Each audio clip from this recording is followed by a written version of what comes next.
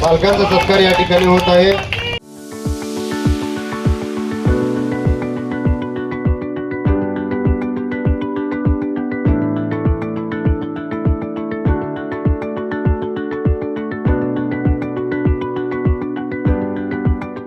क्रमांक 2-4 या विकासाच्या वरनं आज मगापासून मी ऐकत होतो। मोहसिनजी चौधरी सांगितले, आपले उंबरले साहेबांनी सांगितलं। उंबरले साहेबांनी सांगितलं हे खरं आहे की मी स्वतःहून उंबरजेकडे गेलो होतो, त्यांना म्हणलो होतो की आम्ही या अगोदरचे जे काही नगरसेवक आहेत या भागातील विकास पाहता आम्हाला अजून एकदा संधी मिळायला पाहिजे, जेणेकरून राहिलेले या शेळगी व दैठणी भागातील कामं आपल्याला पूर्ण करता येईल। उंबरजे साहेबांनी लगेच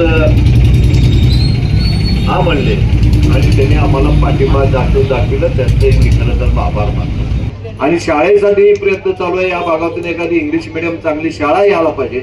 या शाळेमध्ये चांगले आपले पोरे इथून ते धुळे सोलापूर पर्यंत शिकायला जातात बसने, आणि तेच न जाता आपल्या प्रभागामध्ये आपल्याला चांगली शाळा चांगलं शिक्षण मिळावं यासाठीही प्रयत्नात आहोत। आणि लवकरात लवकर शाळा पण या भागातून चालू होते आणि या भागाचा विकास करावा। मगाशी मोहसिनभाई म्हणले की आपण गेल्या अनेक वर्षापासून या भागात राहतो आणि या भागातल्या अनेक सगळ्या समाज, लहान सहान मोठे सगळे समाज या भागामध्ये राहतात, मुस्लिम समाज राहतात। मी तुम्हाला सगळ्यांना सांगू इच्छितो की मी आज या सोलापूर शहरातून 5व्यांदा आमदार म्हणून निवडून आलो। 20 वर्षामध्ये माझ्या मतदारसंघात एकही दंगा किंवा एकही मुस्लिम समाज किंवा एकही भांडण झाले नाही। आणि त्याप्रमाणे या माझ्या मतदारसंघामध्ये आपणही शेळगीचे त्यातच आहेत। या भागातला विकास करायचा असला तर सगळ्यांनी मिळून मिसळून राहायला पाहिजे, तरच या भागाचा विकास होणार आहे। या भागातला आम्ही काम करत असताना कुठलं हा या जातीचा त्या जातीचा आहे तिथं रस्ता करायला पाहिजे, इथं रस्ता करू नये असं झालं नाही आहे। मी आमच्या सगळ्या नगरसेवकांना सांगितलं होतं की आपल्याला विकास करायचं, लोक मतं टाकू दे न टाकू दे, पण परिवर्तन घडवायचं आहे आणि परिवर्तनावरच मतदान मिळणार आहे।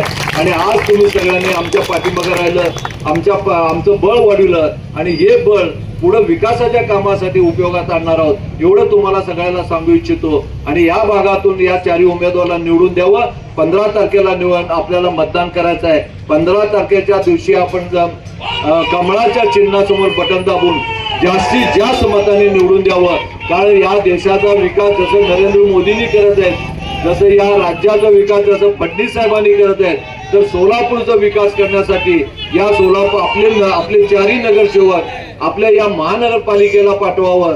शेळगी भागाचा विकास मी सातत्यानं म्हणतो, शेळगी भाग आपल्याला धुळे सोलापूर करायचा आहे।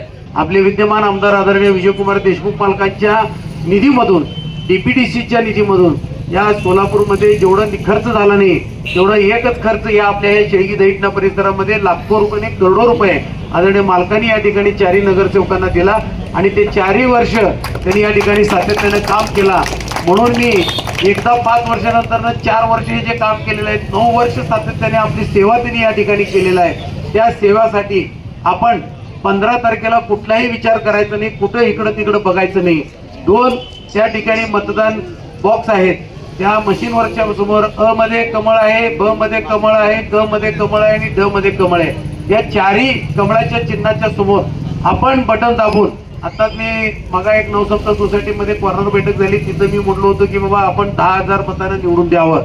धर्म कुठला मतभेद या ठिकाणी न ठेवता या भागामध्ये विकास माननीय आमदार विजयकुमार देशमुख मालकांच्या मार्गदर्शनाखाली व त्यांच्या प्रयत्नातून आज या ठिकाणी होत आहे। जो है ना दिन शर्त किरण मालक देशमुख हमारे बुलाए थे और मैं इनको दिन शर्त पार्टिंबा दिया हूँ। और जो है इस प्रभाग क्रमांक 2 में पहले जो है ना 7-8 साल के अव्वल जो है ना यहाँ आदर्श नगर मस्जिद के पास मैं जो है ना इफ्तार पार्टी कर रहा था। उस टाइम बड़े मालक किरण मालक देशमुख दोनों जन पे आए थे। उस टाइम पर जो है ना चिक्कड़ देके तो उस टाइम पर मैं बोला मालक यहाँ का ऐसा माहौल है, बहुत बेकार रोड भी है। तो मालक क्या बोले अभी फिलहाल को जो है ना आप वो 1-2 महीना हम जो है ना निवड़ पाए, फिर भी जो है ना मस्जिद के पास हम 1 महीने के अंदर रोड बना कर देंगे। तो मालक जो है ना इस बात का जो ना हमारा ये रखते हुए जो है ना रोड का काम करे। येणाऱ्या 15 तारखेला चारही आपल्या उमेदवारांना भरपूर मतं देऊन त्यांना निवडून द्यावे भरपूर भरघोस मतांनी। आणि आजचे हे सर्व मान्यवर उपस्थित झाले आणि त्यांचा सत्कारही झाला आपल्या गल्लीकडून। तसंच आपल्या मुस्लिम समाजाचा पूर्ण चारही उमेदवारांना पाठिंबा आहे असं मी जाहीर करून